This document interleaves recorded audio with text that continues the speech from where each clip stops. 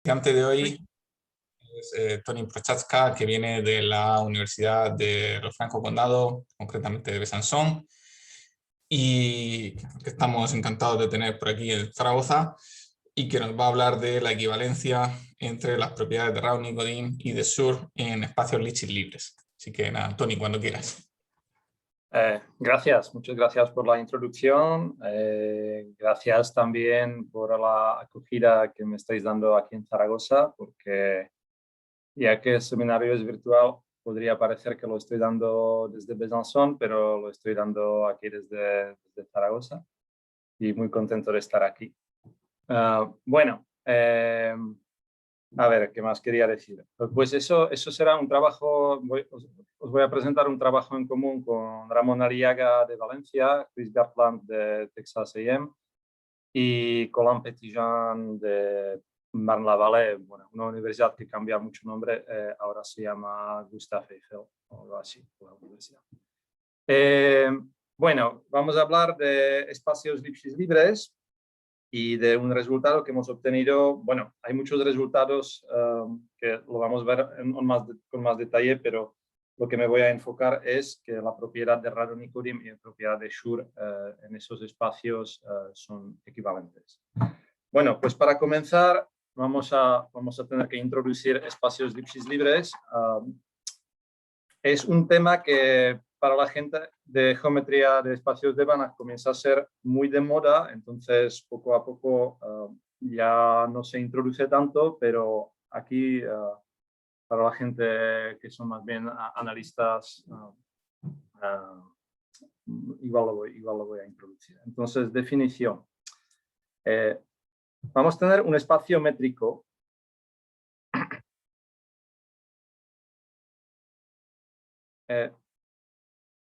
no vacío.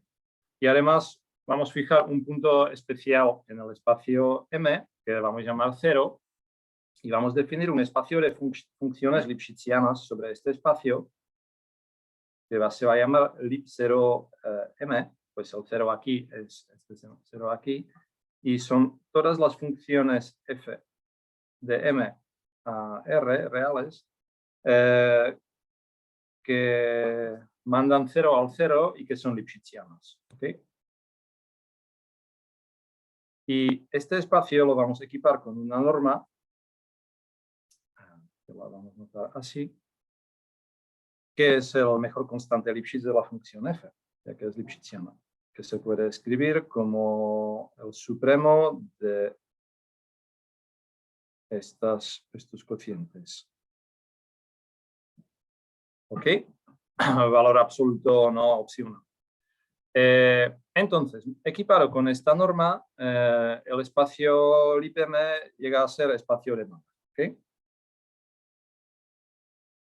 Y lo que vamos a hacer es una construcción que probablemente la más rápida del espacio Lipschitz libre de M, entonces la presento así, luego presento las propiedades.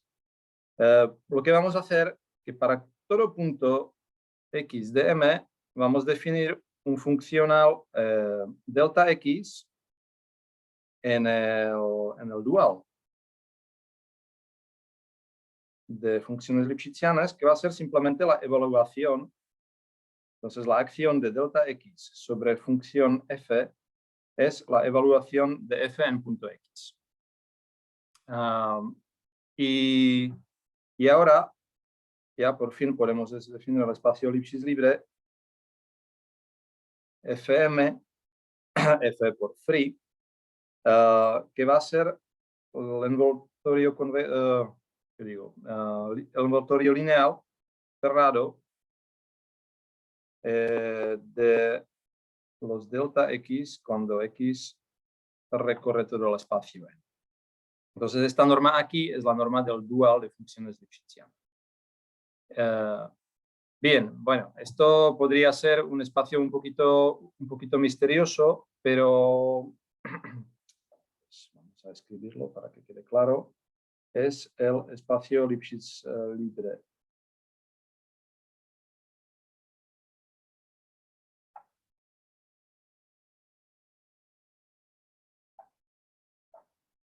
De M.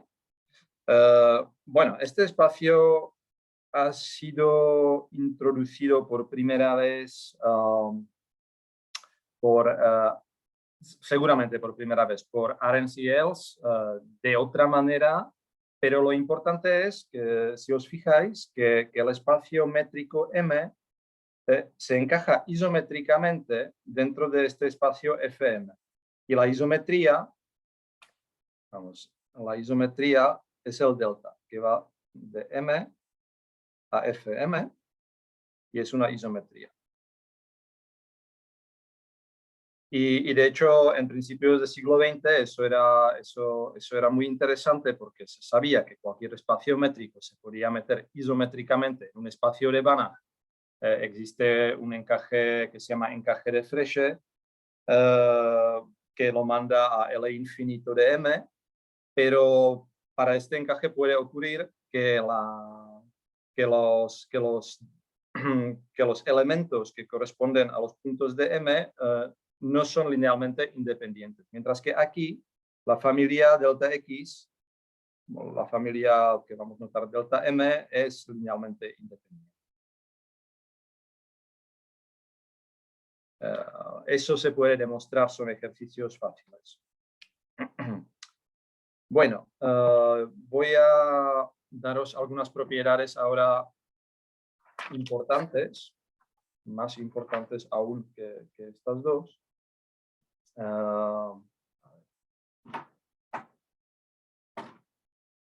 Propiedades.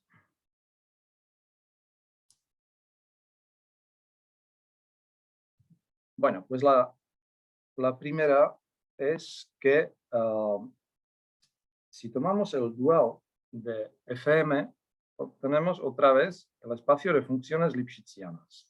Una cosa que olvidé decir, la razón por qué anulamos las funciones en cero es para que el constante Lipschitz sea una norma, porque si no sería solamente una seminorma, porque funciones constantes tendrían todas esta norma igual a cero, pero visto que se anulan en cero, pues las únicas constantes es la función cero.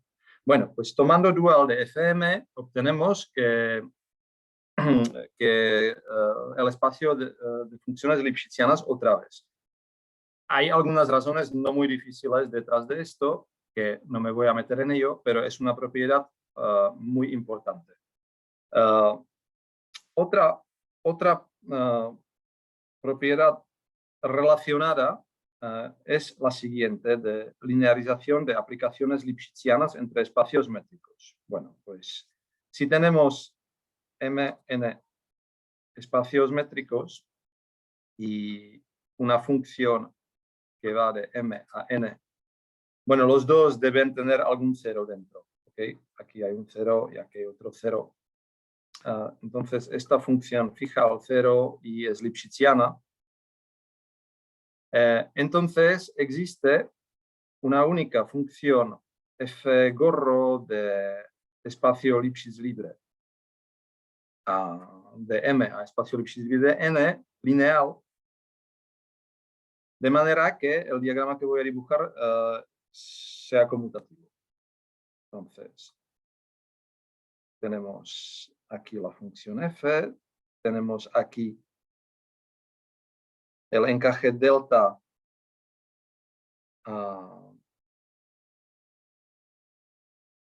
tenemos aquí el encaje delta correspondiente para n y aquí es el f. Entonces, cualquier función lipschitziana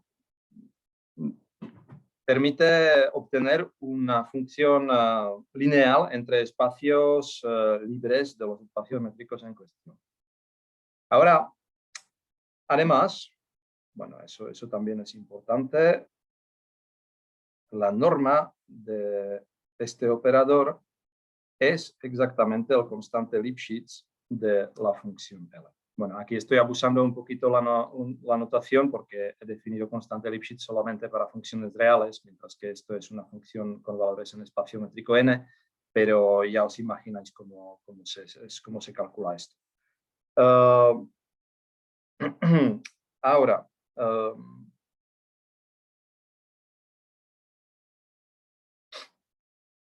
Un pequeño momento que estoy aquí intentando. Sí, está bien. Ahora, tercera propiedad, que es consecuencia de lo que tenemos aquí. Bueno, quizás no, consecuencia será la cuarta. Bueno, tercera propiedad es que si cojo un espacio, subespacio métrico n de espacio M que contiene 0, entonces el espacio Lipschitz libre de n, que tiene su construcción que acabamos de ver, será canónicamente un subespacio de Banach del espacio de M. Y simplemente obtenido como el linear span cerrado de los Diracs, de las evaluaciones correspondientes a puntos de N. Bueno, hay un pequeño detalle de tener que extender las funciones lipschitzianas desde N a M, pero eso se puede hacer para las funciones reales sin cambiar la constante Lipschitz, es por una fórmula de convolución infimal que está conocida también desde principios del siglo XX. Bueno, y a ver si me cabe aquí la cuarta propiedad, que es la siguiente, que si N es un espacio métrico que se puede encajar de manera bi-Lipschitz, bueno, que voy a anotar de esta manera en M, entonces el espacio Lipschitz libre de N va a ser isomorfo linealmente a subespacio de M. Bueno, y la razón es que miramos la imagen bi-Lipschitz de N dentro de M, esta es isométrica a un subespacio y ahora el encaje bi-Lipschitz sobre la imagen es una biyección de Lipschitz. Entonces, aquí usamos el diagrama de propiedad 2 y esa nos dice, en una dirección tenemos el F gorro y en otra dirección, que es tenemos la inversa de F gorro. Y por la unicidad, estas dos aplicaciones lineales tienen que hacer recíprocas una de otra. Entonces, así obtenemos el encaje también lineal en este caso. Bueno, esas son cosas muy conocidas. Concretamente, el diagrama quizás no ha sido conocido a Arens-Els, pero bueno, comenzó a ser conocido en los años 80 con trabajos de Pestov y de Cadet y redescubierto de manera independiente por Weaver. Bueno, por un lado, esos trabajos han sido publicados en ruso, aunque luego traducidos, pero por otro lado, es que las construcciones de los espacios Lipschitz libres han sido diferentes y solamente más tarde la gente se dio cuenta que es el mismo espacio. Entonces, demostrar ciertas cosas para una construcción u otras podía haber sido teoremas diferentes, pero resulta que son los mismos. Bueno.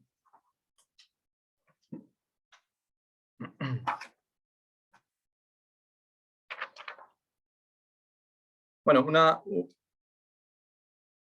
una última propiedad que quizás es que si M' es una compleción de M, entonces los espacios F de M y F de M' van a ser isométricos. Bueno, la isometría la estoy linealmente isométricos. La estoy viendo así con triple barra. Entonces, por consecuencia, todos los espacios que vamos a tratar aquí en esta charla van a ser completos porque nos va a simplificar un poquito las ideas, pero no va a quitar generalidad a los resultados. Ahora me voy a lanzar un poco en los ejemplos de espacios Lipschitz libre, porque ya tenemos un buen conocimiento teórico de estos, pero a ver, prácticamente para espacios métricos dados, ¿qué son sus espacios Lipschitz libres? Bueno, el primer ejemplo es el espacio Lipschitz libre de N y ese es isométrico a bien conocido espacio L1. Y la isometría se consigue a través de la aplicación que manda cada delta n al vector de la base somante de rango n. Bueno, la base somante en L1, bueno, es un abuso de decir porque no es una base, pero bueno, es este vector aquí. Si aquí tenéis la base canónica de L1, n, EI, entonces sumamos los primeros vectores de la base y se puede demostrar que de esta manera obtenemos una isometría entre estos dos espacios. Otra vez, eso comienza a ser muy bien conocido, bueno, desde luego ha sido conocido a la gente en los años 80, entonces no me voy a parar con esto. Otro ejemplo que sería el espacio Lipschitz libre del intervalo, y eso llega a ser el espacio L1 sobre el intervalo, con la medida de la Y. Y de manera análoga, delta X simplemente es suficiente enviar a la función indicatriz del intervalo 0x. Y otra vez hay un poco de demostraciones como mostrar que efectivamente eso va a ser una biyección isométrica. Veis la analogía porque en realidad el vector Sn aquí es una indicatriz del intervalo discreto 0 hasta n. ¿Qué más podría decir? Bueno, aquí se ve que los espacios Lipschitz libres rápidamente llegan a ser relativamente complicados. En realidad no hay mucha descripción concreta de otros espacios Lipschitz libres y es por eso que la teoría de los Lipschitz libres es ahora muy de moda, porque la gente está intentando o describir directamente los espacios de diferentes espacios métricos como de Rn y cosas así, o por lo menos demostrar ciertas propiedades de esos espacios. Bueno, ahora para poder anunciar el teorema principal, pues tengo que definir qué es lo que es propiedad de Radon-Nikodym. Eso es una propiedad ya muy clásica en espacios de Banach. Entonces, un Banach X tiene la propiedad de Radon-Nikodym, RNP, bueno, y tiene muchas definiciones, o tiene más bien muchas... Disculpa. Entonces, sobre los ejemplos de antes, entonces, por ejemplo, para el caso R, el espacio libre asociado a R o a Rn no hay una, que decir, se está en la descripción satisfactoria. Bueno, para R hay una descripción muy satisfactoria, que el espacio Lipschitz libre de R es L1 de R, de la misma manera. Eso sí. Vale. Pero para R2 o para Rn, pues es un resultado reciente de, digamos, 2016-17 de Sud, Kalenda, Kaplitsky y de manera independiente de Gonzalo Flores, que se puede expresar eso como cociente de L1 de funciones L1 sobre Rn a valores en Rn cocientado por funciones de rotación cero, de curl cero o algo así. Es un cociente que, bueno, tiene sus consecuencias. Esta descripción bastante difícil tiene sus consecuencias siempre. Cada vez que uno tiene una descripción, pues se puede usar de una manera u otra, pero no es nada fácil usarlo. Pero, por ejemplo, ya llegaré a ello para espacios métricos, entre comillas, más simples, o cuyos espacios Lipschitz libres son más simples. Ya lo veremos. Vale, de acuerdo, gracias. Bueno, entonces, la propiedad de Radon-Nikodym. Bueno, puedo decir que, dada la dificultad de describir exactamente qué es lo que es un espacio Lipschitz libre, es también relativamente difícil decidir cuando para dos espacios métricos sus espacios elipsis libres son diferentes. Porque este funtor que a espacio métrico da un espacio de Banach, que es el elipsis libre, es un funtor que no es inyectivo. Puede ocurrir y es un resultado de Ferenczi y Dietrich, que por ejemplo el elipsis libre de C0 es isomorfo linealmente al elipsis libre de CK para todo K métrico, compact métrico. Entonces, claramente C0 no es ni Lipschitz homeomorfo a ningún CK, a menos que el K es muy simple. Hay muchos Ks donde no hay, y los Lipschitz libres sí que son isomorfos.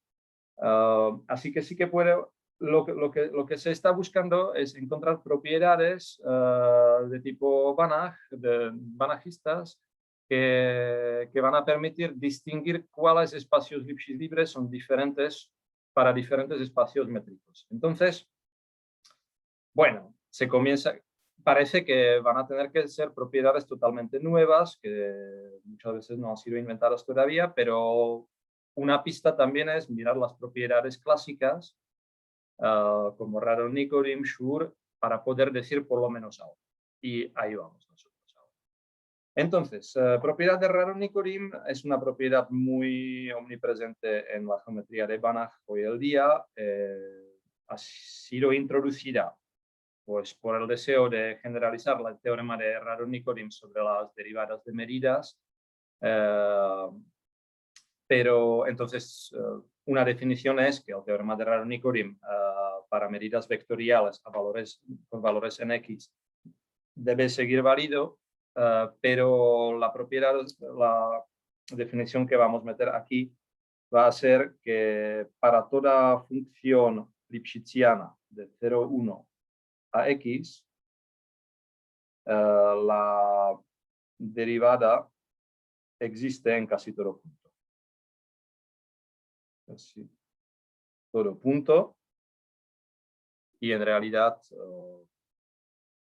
eso ya no es necesario poner como parte de la definición, pero en realidad también en ese caso tendremos la fórmula de Newton-Leibniz, que podremos recuperar la función de como la integral de su derivada.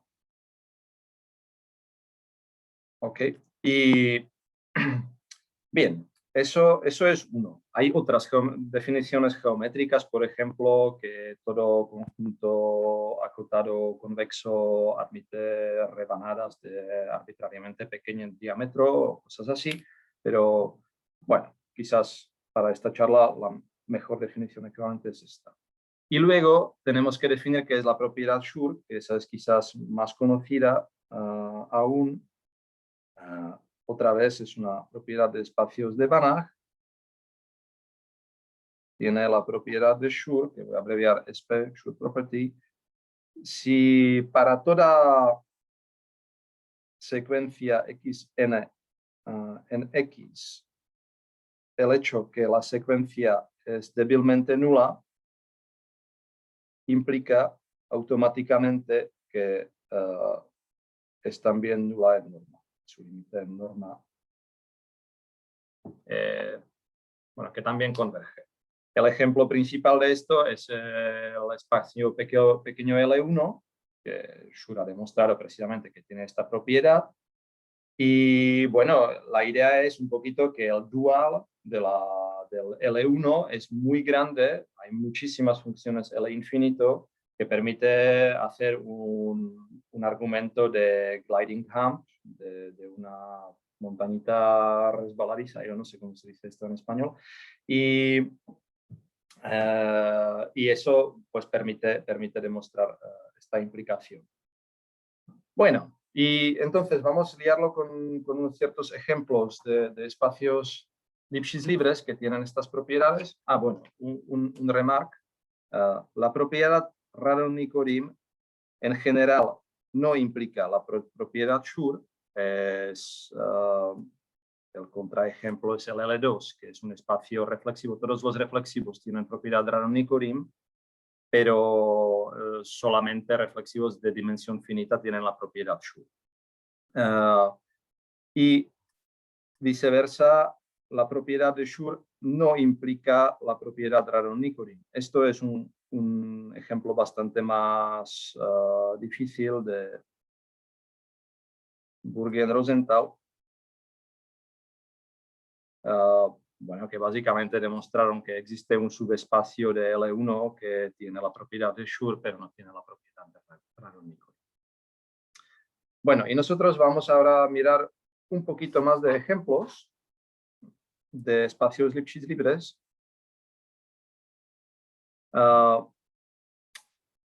Entonces, si por ejemplo M es un subconjunto de R, Goddard en 2010 ha demostrado que lo siguiente. Si la medida de Lebesgue de M es 0, entonces, y otra vez, repito que M es completo. Así no nos tenemos que preocupar con cosas como racionales. Entonces, ¿qué pasa? Entonces, el Lipschitz libre va a ser isométrico a L1 y si la medida de M es positiva, entonces el Lipschitz libre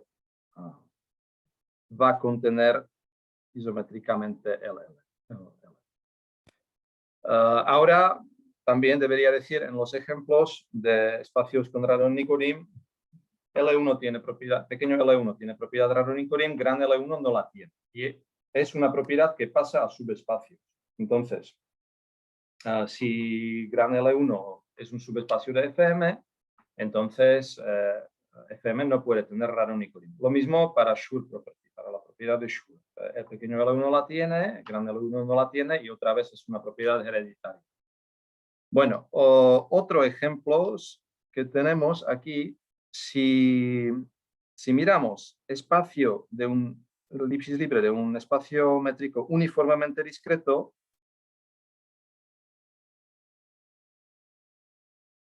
entonces va a tener propiedad de Radon-Nikodym y propiedad de Schur. Eso es teorema de Carlton 2004. Aquí 2010. Uniformemente discreto significa que la más pequeña distancia, el ínfimo de distancias entre puntos diferentes es estrictamente positivo. ¿Ok? Esto es uniformemente discreto. ¿Qué más teoremas tenemos? Para compactos numerables,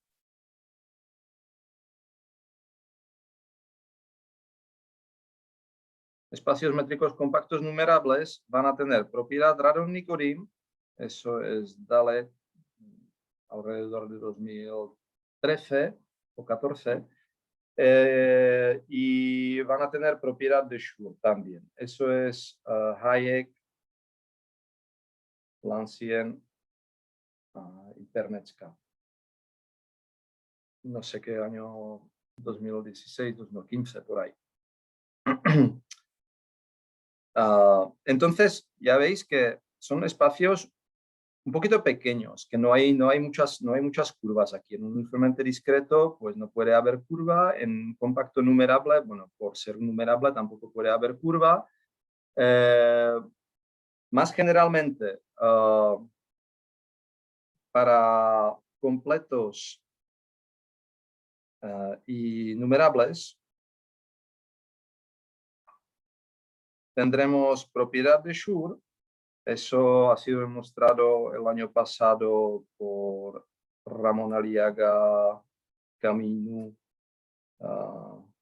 Polan, Petitjean y yo.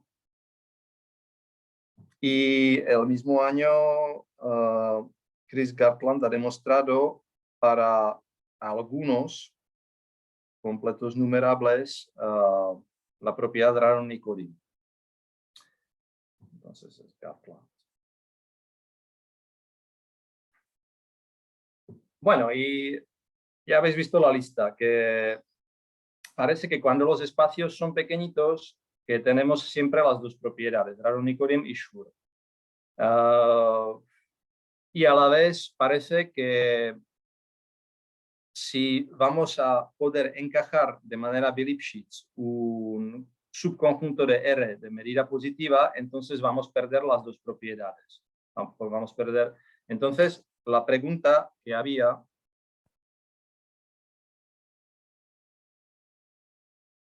es si la propiedad de Schur y la propiedad de Raro-Nikodym siempre coinciden en los espacios Lipschitz libre. Y además, ¿por qué no? Es que también siempre coincide con la posibilidad de tener L1 como subespacio isomorfo de Fm. Bueno, pues la pregunta es en los Lipschitz libres. En Lipschitz libres.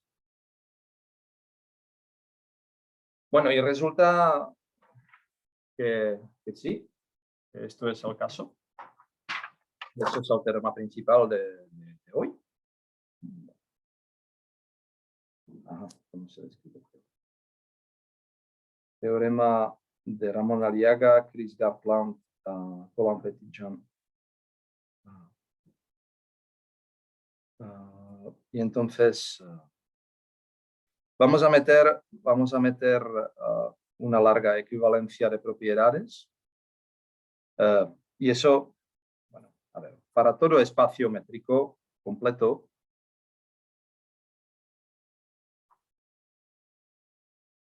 tenemos equivalente.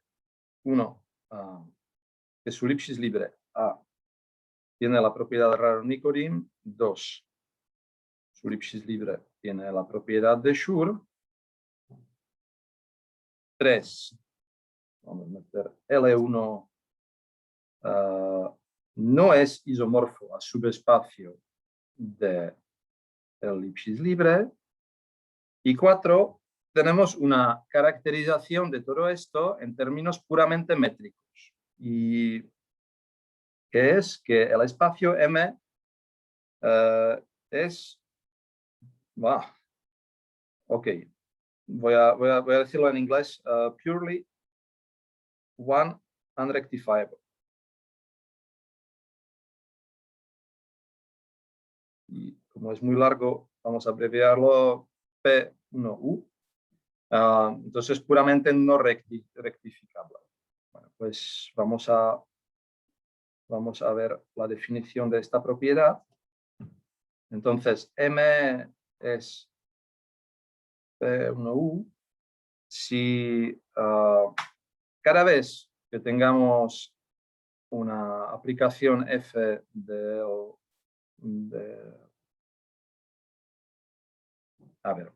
R, vamos a meterlo de R a M, que es lipschitziana, entonces la medida de Hausdorff unodimensional de la imagen es 0. Entonces, algo que comparten todos los ejemplos precedentes que he dado. Bueno, vamos a hacer algunos otros ejemplos. Si, por ejemplo, la medida de Hausdorff de M es 0, automáticamente todo subconjunto de M tiene medida de Hausdorff 0, entonces es P1U. Pero viceversa no es cierto, porque el siguiente ejemplo muestra, si yo cojo un espacio métrico cualquiera para todo n d, pongo un nuevo espacio métrico que va a ser n equipado con la distancia elevado a alfa para todo alfa más pequeño que 1. Entonces, eso se llama snowflaking en inglés. Bueno, ya sabéis bien que, visto que la potencia alfa menor que 1 es una función creciente subaditiva, eso va a ser un espacio métrico, pero este espacio va a ser puramente no rectificable. Quiere decir que cada vez que intentéis enviar ahí R de manera lipschitziana, pues la imagen va a tener medida 0. Y bueno, entonces eso muestra también que podemos tener unos espacios métricos cuya medida de Hausdorff en general es positiva, unidimensional, pero que de todas maneras son P1U. Porque si cogéis, por ejemplo, n igual el intervalo, pues si hacéis el snowflaking del intervalo, pues la dimensión de Hausdorff va a ser 1 sobre alfa, que es estrictamente más grande que 1, quiere decir que la medida de Hausdorff unidimensional va a ser infinito incluso. Pero a pesar de esto, ese espacio va a ser P1U. Bueno, hay una manera equivalente, quizás un poquito más tangible.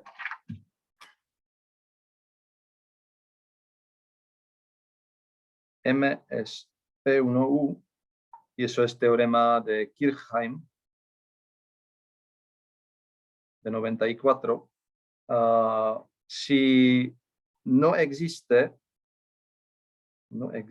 ningún subconjunto A de R de medida positiva, de manera que y no existe una función de Lipschitz sobre A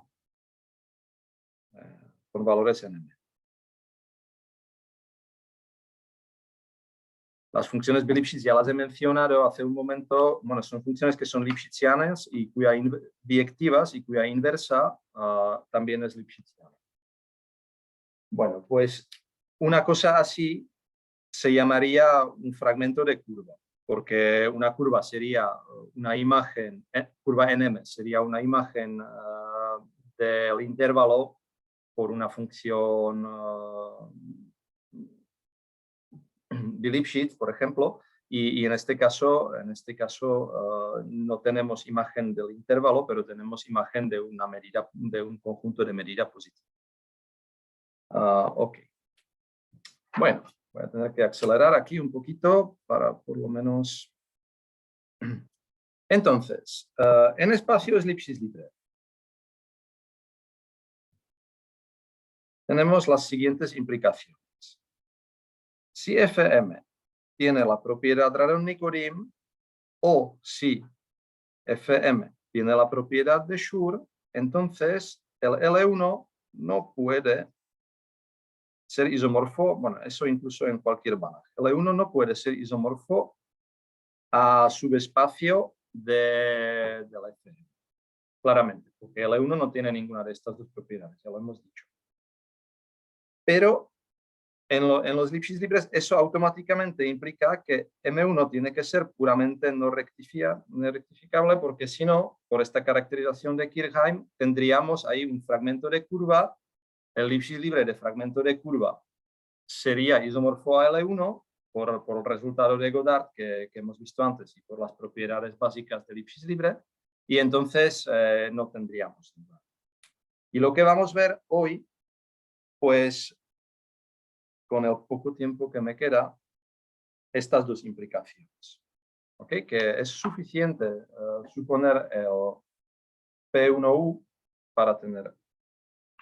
Y la estrategia para la prueba es la siguiente, para las dos implicaciones.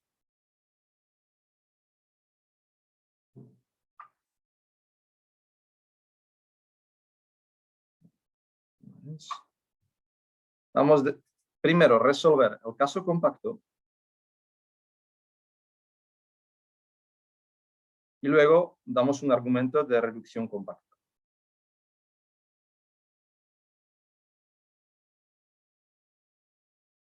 Entonces, eso es importante, darse cuenta que los argumentos realmente pueden ser diferentes según si el espacio métrico en cuestión es compacto o no. Bueno, el caso compacto. Vamos a tener otro teorema donde vamos a añadir algunas propiedades más. Entonces, para todo K espacio métrico compacto es equivalente. 1. K es P1U. 2. El espacio de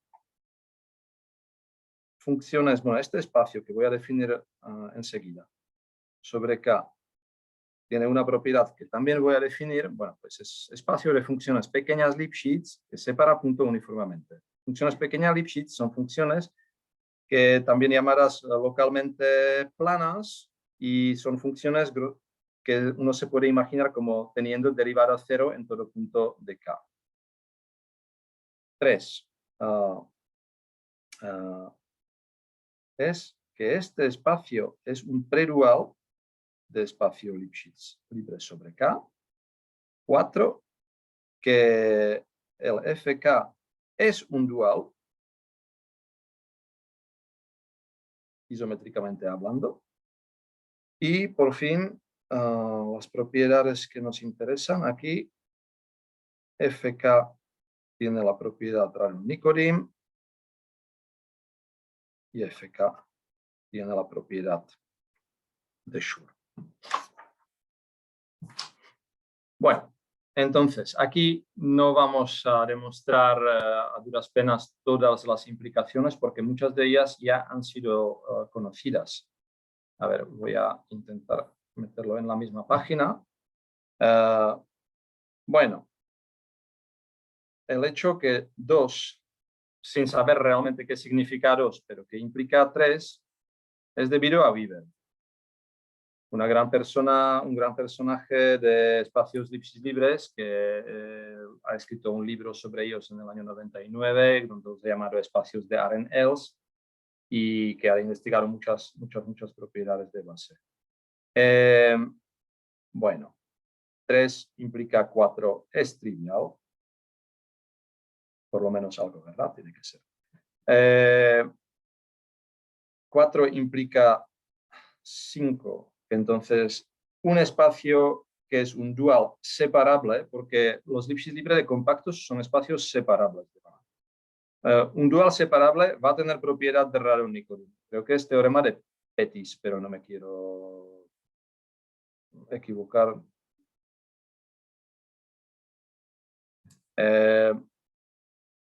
Bueno, luego 5 ya implica, bueno, 5 o 6 implican 1, eso ya lo hemos visto sobre el diagrama en general.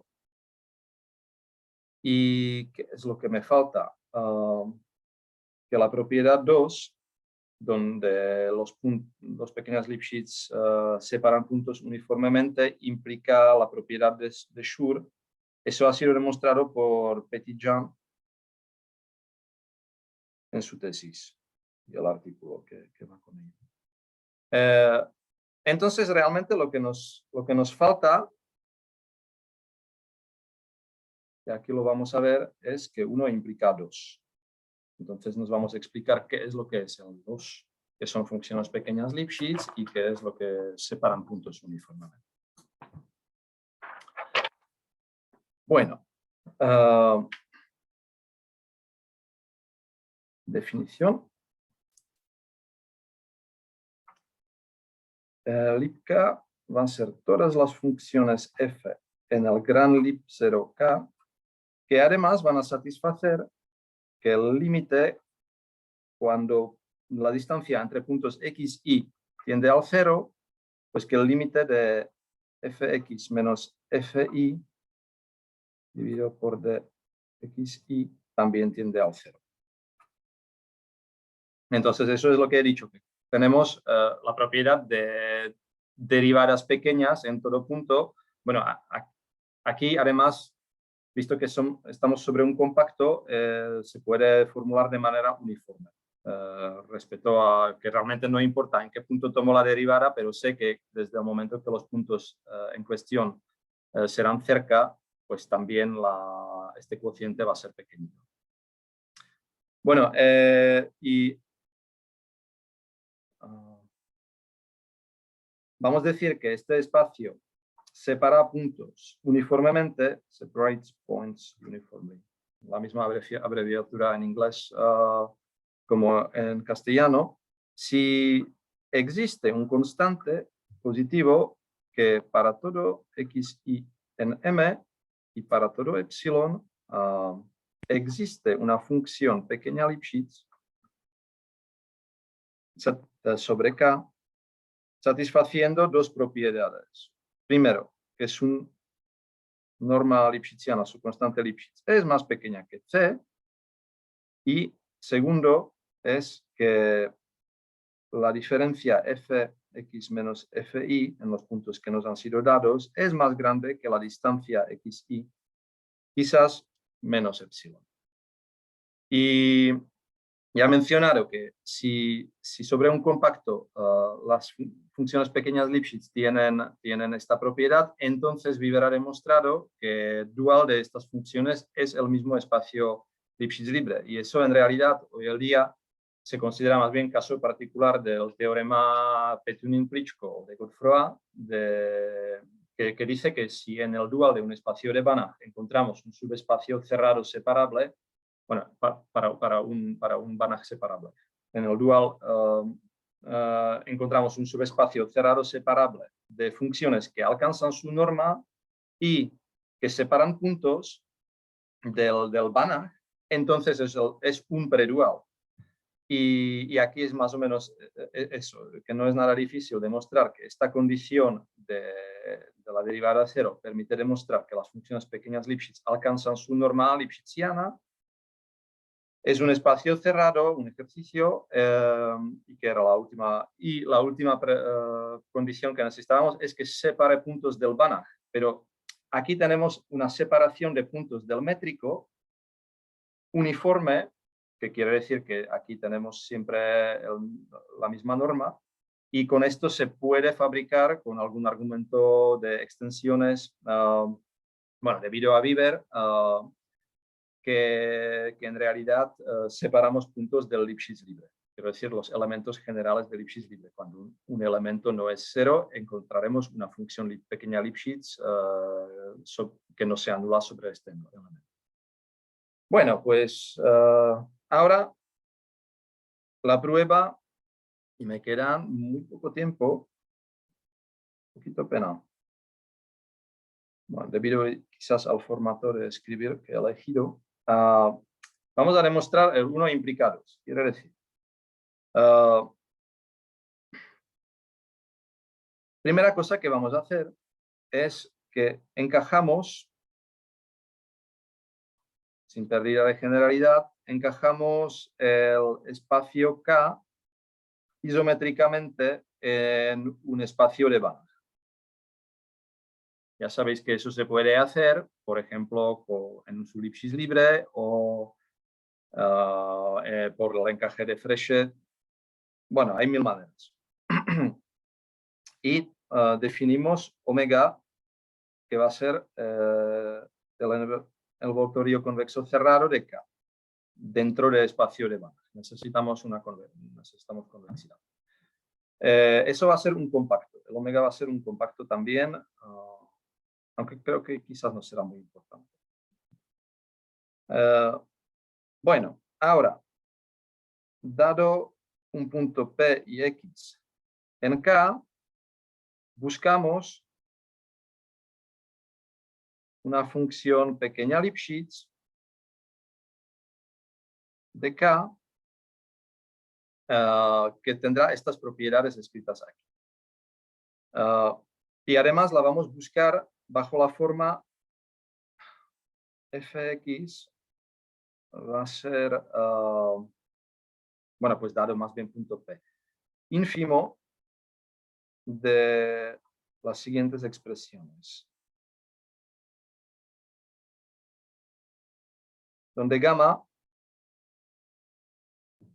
va a ser una curva de algún intervalo de R al espacio omega y que su punto inicial va a ser el P, su punto final va a ser el X y el lipschitziano.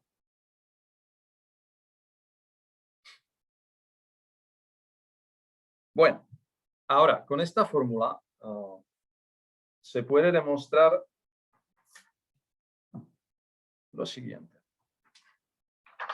Se la dejo por aquí para que la veamos. Bueno, he dicho dado P y X, pero efectivamente puede ser dado P y luego para todo X definimos esta función. Y esta función vamos a querer elegir aquí la función phi boreliana de tal manera para que esta función satisfazca las propiedades que queramos. Bueno, pero antes de ni siquiera hablar de la función phi, como la elegimos, pues vamos a observar que cada vez que phi es acotado, por ejemplo, si phi es una función de omega a 0,1 positiva y acotada por 1, entonces vamos a tener que la función f va a ser 1 lipschitziana, o incluso vamos a tener que cuando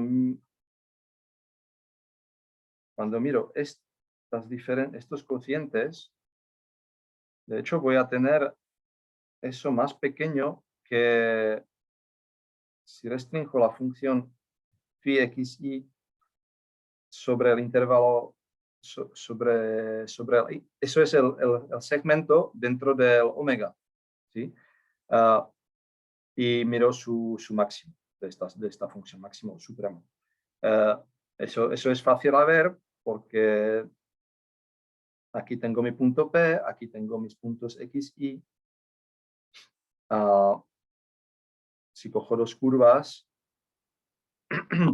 más bien, si cojo una curva que casi define el ínfimo para el valor de f en x, siempre la puedo prolongar por este segmento, que también será una curva, y entonces voy a obtener la desigualdad que busco gracias a la forma integral que tengo. Bueno, sin embargo, esta desigualdad, bueno, pues esta desigualdad y el hecho que los valores de phi son entre 0 y 1 me dan que la norma lipschitziana de f va a ser 1, pero también me va a dar que si fx tiende hacia 0, si x tiende hacia k, entonces la restricción de f sobre k va a ser pequeña Lipschitz. Entonces, simplemente ya en esta fórmula, sin hablar más de la función phi, ya tengo ciertas propiedades que me interesan. Ahora lo único que tengo que asegurar es que realmente voy a separar puntos. Y eso es un poquito técnico ahora. Lo de separar puntos quiere decir que puedo elegir phi de tal manera que para toda curva, y ahora efectivamente dado P y X, que para toda curva que conecta P y X, esta integral va a ser más grande que la distancia X y P menos un constante arbitrariamente pequeño. Venga, pues vamos a esto.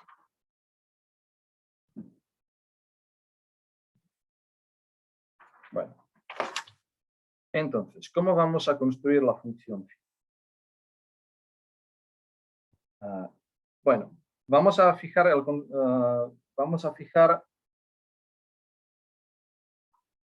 un delta, que va a ser el constante arbitrariamente pequeño. Este rotulador comienza a ser un poco grueso. Voy a cambiar otro rotulador.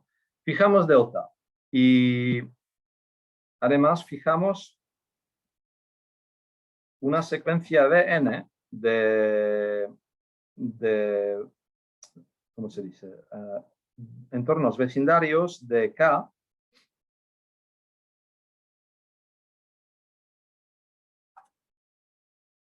que además Bn va a ser decreciente hacia K. Esta secuencia, de hecho, la manera como la vamos a elegir va a ser muy importante, pero de momento no lo explico. La función px la vamos a definir como 1 sobre n si x pertenece a Bn, pero no al siguiente. y va a ser 1 si X no pertenece a B1, que también puede pasar, y va a ser 0 sobre K.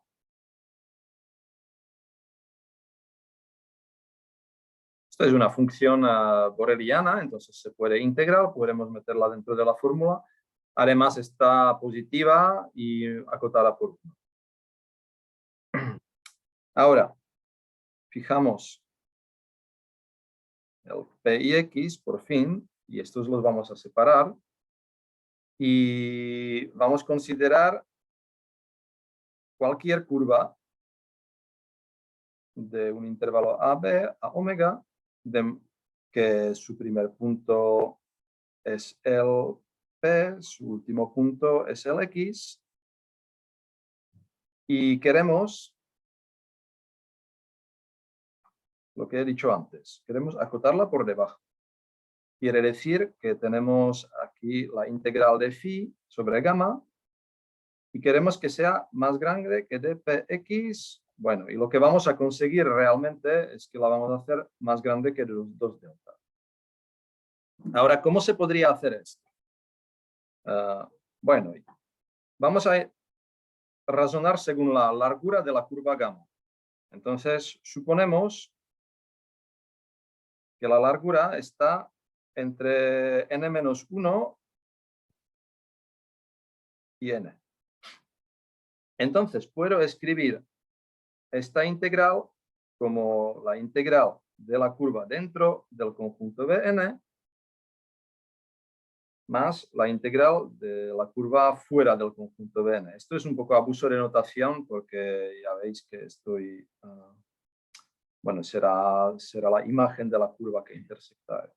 Y eso. Ahora, si supiéramos, bueno, y en este punto debería decir que en realidad esta charla se parece quizás mucho a la charla que dio Ramón en enero 2021 en el seminario de Binyamin Sari, que también está en YouTube y todo el mundo lo puede ver. Es que es difícil dar esta charla de otra manera. Aquí habrá una pequeña diferencia quizás en final de este argumento, pero si queremos ver el argumento es que hay que pasar por aquí.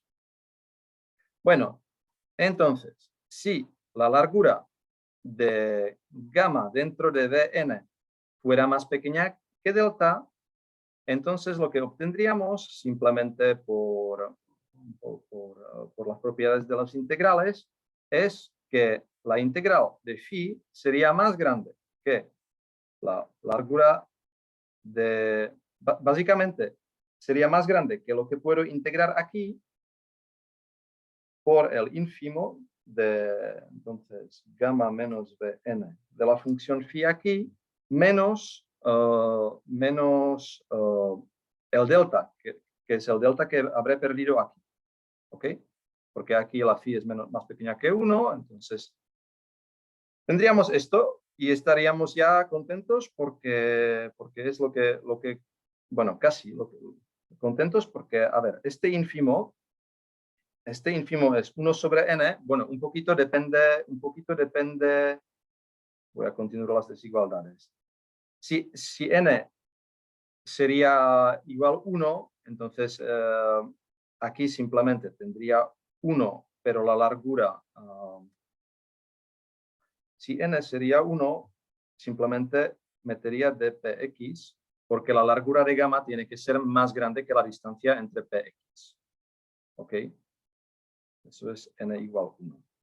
Y si n fuera diferente de 1, entonces usaría el hecho que el ínfimo aquí es 1 sobre n-1 multiplicado por n-1, que me da también 1, menos delta, y eso sería más grande que dpx bajo una condición que no he mencionado antes, que se puede suponer sin pérdida de generalidad, que el diámetro de K es más pequeño que 1. ¿Ok? Bueno, lo que pasa es que esto no lo vamos a hacer.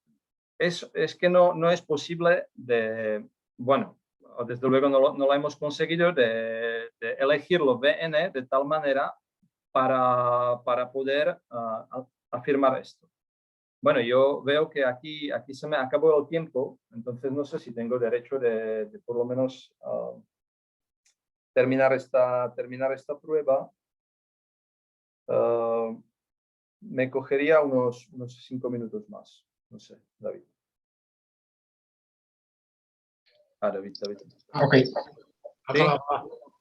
Voy a terminar esta prueba y lo de reducción compacta ya lo dejaré para que leáis el artículo. ¿Ok? Gracias. A ver, entonces, lo único que sabremos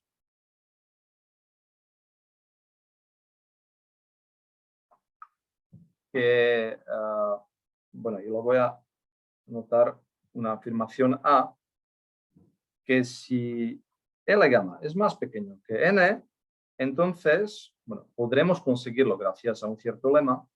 Su contenido de Hausdorff de ese conjunto que nos interesa va a ser más pequeño que, bueno, el lema nos va a poder permitir hacerlo más pequeño que epsilon, pero el epsilon que vamos a elegir ahí es 2 menos n delta. Y de hecho eso va a ser propiedad que define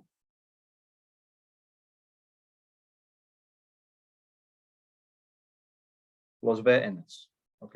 Que lo he dicho en principio, que vamos a elegir unos entornos de K de tal manera que algo funcione, pues eso va a ser la propiedad. Ahora, ¿qué es el contenido de Hausdorff? Es un poquito parecido como la medida de Hausdorff. Para cualquier espacio métrico A, eso va a ser el ínfimo de las sumas de diámetros de EI, donde A se puede recubrir por los conjuntos EI. Entonces, la diferencia respecto a la medida de Hausdorff unidimensional es que no estoy poniendo aquí ninguna cota para el diámetro de los EI.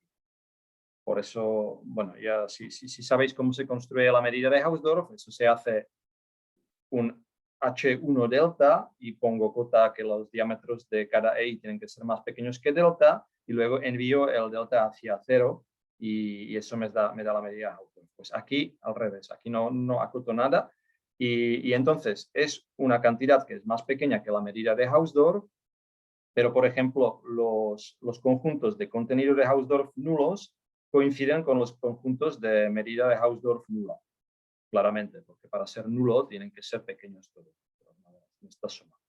Y bueno, aquí no he escrito si las sumas son finitas o infinitas, pero para compactos da igual. Y ahí lo vamos a usar. Bueno, entonces, segunda cosa, que es un poquito técnica, aquí es afirmación B, que para toda curva, ¿os acordáis que tuvimos una curva gamma fijada? Bueno, pues esto es eso. Para esta curva fijada existe otra curva que va desde su intervalo a omega, de manera que los puntos otra vez coinciden.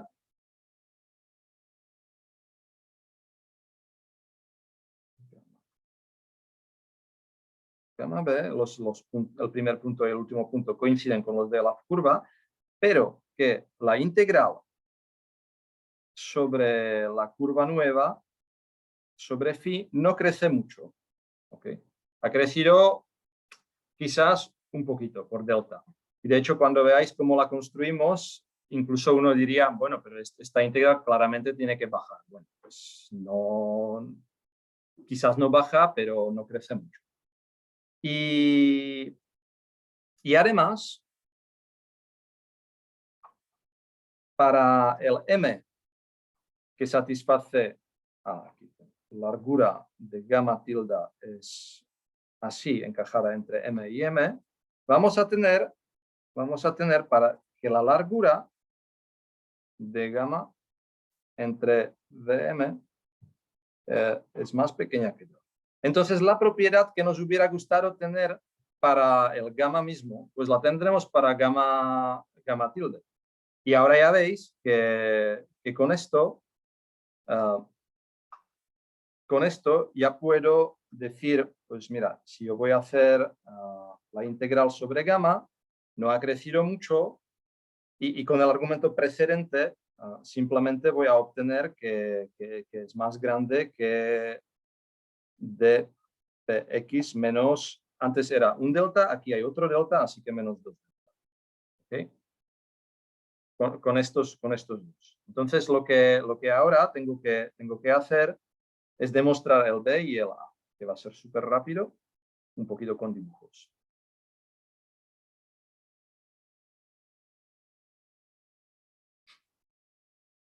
Bueno, pues tenemos los puntos Px y tenemos aquí los conjuntos Vn, que los Vn son... A ver, el dibujo, lo mejor sería aquí dibujar un fractal, que sería mi conjunto K, que es P1U, pero en realidad eso sería un dibujo difícil a seguir luego. Así que lo que voy a dibujar es que el conjunto ni siquiera lo voy a dibujar. Los V voy a dibujar un conjunto que va a ser el Vn y la curva gamma. Que la curva gamma aparece así. Y sabiendo, mi hipótesis era que, vuelvo aquí a la hoja precedente, mi hipótesis era que el contenido de Hausdorff de esta intersección es pequeñito, pues lo puedo recubrir, puedo recubrirlo aquí con unos conjuntos cuyo diámetro suma a lo que yo quiero. Y reemplazando la curva dentro de estos conjuntos por segmentos, aquí se ve bien, por ejemplo, la primera vez que entro en el conjunto y la última vez, pues en vez de seguir la curva original, lo voy a conectar por una recta. Aquí uso la convexidad de omega. Y parecido aquí, si jamás no era recto, y aquí parecido. Aquí se ve un poquito que lo que he conseguido es que la integral de gamma es más grande que la integral sobre esta nueva curva que la vamos a llamar gamma tilde primo. Y de hecho, solamente la podría empeorar por los cambios aquí que han ocurrido a las curvas, que es algo así. Pero a la vez también lo que ha pasado es que la largura de gamma primo intersectado de n es más pequeña que 2 menos n delta. Ok. Eso se ve porque, claro, aquí la largura, como son rectas, coincide totalmente con es como máximo el diámetro de estos conjuntos y la suma. Entonces, efectivamente, eso lo he conseguido. Lo que podría pasar, quizás, no se escribe quizás, me podría pasar que la largura ahora es estrictamente más pequeño que n1. Entonces, eso sería un problema, porque yo lo necesitaba, para poder aplicarlo, necesitaba que la largura sea acotada por debajo por el n-1, porque si no, no me salía luego la acotación con lo de distancia entre P y X.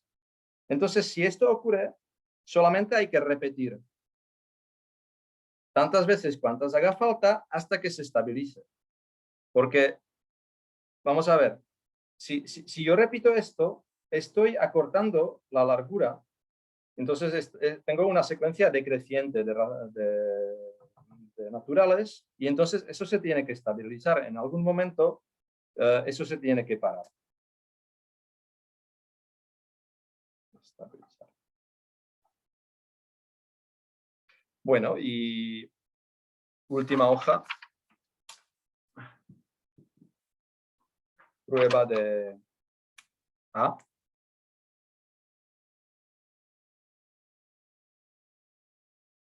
Es el lema siguiente. Para todo epsilon y L positivo existe un V en omega vecindario de K, de manera que si gamma es una curva cuya largura es más pequeña que L, entonces el contenido de Hausdorff de V intersectado con la curva es más pequeño que n. Entonces realmente nosotros luego lo hacemos para L igual n y para epsilon igual delta 2 potenciado n menos n. Entonces, prueba de esto es que si no, podemos elegir una secuencia de n de conjuntos que bajan hacia eso y existen unas curvas gamma n cuya largura es siempre más pequeña que L y cuyo contenido de Hausdorff de gamma n intersectado de n sigue más grande que un cierto epsilon. ¿Okay? Además, sin teoría de generalidad, los gamma n se pueden considerar definidos sobre 0L, porque si fueran más cortas, las prolongo por un constante y 1 lipschitzianas, parametrizando por la largura de arco.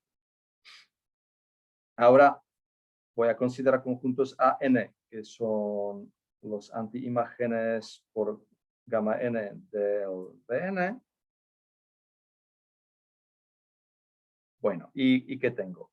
Primero, por Arcera Ascoli, los gamma n, visto que son 1 lipschitzianas todas, alguna subsecuencia converge hacia una curva.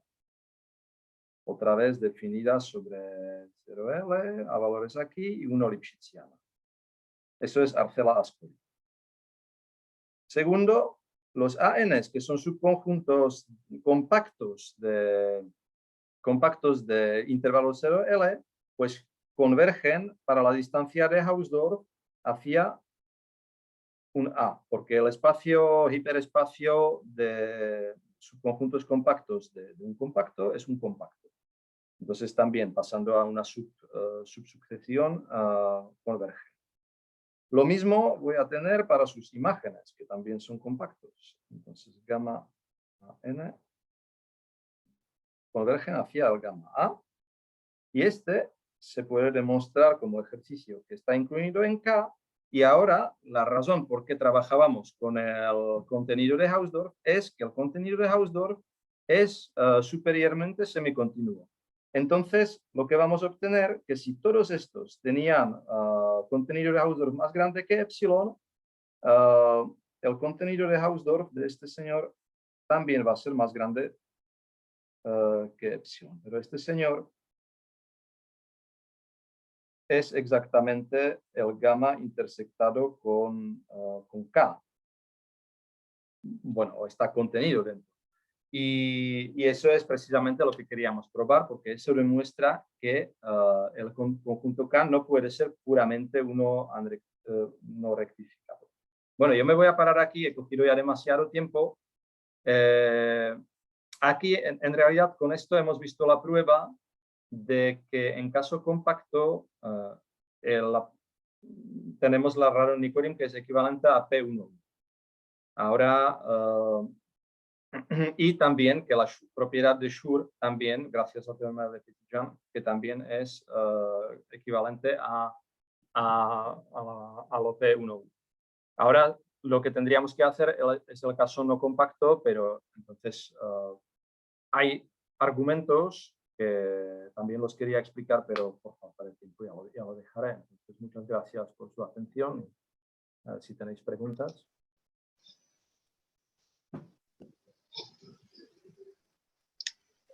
Ok. Bien, gracias. ¿Hay cuestiones, preguntas? A ver, ¿dónde está la cosa? Vale, una cosita, cuando se anunció el teorema general, la separabilidad no juega... No, efectivamente, el caso general... No, exactamente. Pues la reducción compacta que he mencionado que simplemente es una propiedad de ciertas propiedades de los Lipschitz libre que dice, por ejemplo, un Lipschitz libre de FM va a tener la propiedad de Schur solamente si para todos los compactos de M, FK va a tener la propiedad Schur. ¿Okay? Entonces, yo sé de esta manera me puedo mirar solamente los casos separables y la reducción compacta no depende de la separabilidad de M. Lo mismo ocurre con la RNP. Los dos teoremas son técnicos, digamos, sobre todo el de RNP, pero por ejemplo, para el P1U mismo, ahí se ve directamente. La propiedad de espacio métrico de ser P1U solamente depende de compactos, porque son imágenes de... Bueno, fíjate, lo he escrito, claro, lo he escrito con R, pero podría haberlo escrito con curvas no definidas sobre L, pero sino sobre intervalos compactos, y entonces ahí se vería claramente que es una propiedad determinada por compactos. Vale. ¿Cuestiones, preguntas? Hola. Yo quería preguntar también, que antes me ha fallado el micro brevemente. Tony, te quería preguntar por el caso no compacto, por el predual, porque en el caso compacto habéis demostrado que las Little Lipschitz son, digamos, el predual canónico, en el sentido de que si el Lipschitz libre es un dual, pues siempre se trata de la Little Lipschitz. Sí. En el caso no compacto, ¿tú qué crees? ¿Que va a pasar algo así con alguna generalización del espacio de funciones Little Lipschitz o no hay esperanza de que Bueno, pues por lo pronto ya sabes que existen algunos uniformemente discretos que no tienen predual isométrico, que eres tu coautor de esto. Así que no, hay una generalización directa, no hay. Yo creo que Ramón a la misma pregunta en su charla ha respondido pues que cree que podría ser, a ver cómo era, que si existe algún predual que podría ser siempre un subconjunto de pequeñas Lipschitz. Quiero decir que claramente pueden existir preduales que no son subconjuntos de pequeñas Lipschitz, pero que también sería uno que es subconjunto de pequeñas Lipschitz. Así. Vale, pero uno concreto, quiero decir, funciones Little Lipschitz que además se van a hacer de algún modo adicional. Bueno, sí, no, pero yo creo que en este caso realmente lo no compacto, la última referencia que hay es lo que escribimos juntos ahí con Colan y con Abraham también. Y no sé si Ramón desde entonces ha añadido algo más en el caso no compacto, me parece que no. Vale, perfecto. Gracias. Y bueno, aprovecho para preguntarte otra cosa. Tenéis una caracterización magnífica entonces del caso de espacio métrico puramente uno no rectificable, pero también está la noción de puramente no K rectificable, con medida de Haldor K. Sí. Bueno, ¿ahí hay alguna esperanza de obtener a qué propiedad de espacios de Banach equivaldría? Es decir, ¿hay alguna parte de las pruebas que funcione también en ese caso? Pues no sé decirte, ¿eh? Yo creo que no estaba mirando, yo desde luego no estaba mirando nada, pero ya ves cómo entra aquí la propiedad, entra a través de una cierta fórmula, bueno, que tiene un uso bastante particular. Nosotros queríamos separar puntos con funciones pequeñas Lipschitz y definimos estas funciones gracias a una integral a través de unas curvas. Y es ahí la unidimensionalidad de las curvas que finalmente te lleva a considerar P1 rectificable. Ahora, si pasas a una dimensión más alta, son unas superficies y yo de momento tampoco sé qué tipo de uso le podrías dar. No, yo quiero decir, las preguntas todavía no están ahí. Vale, de acuerdo. Pues nada, gracias. Gracias por la charla, Tony. Muy bien, pues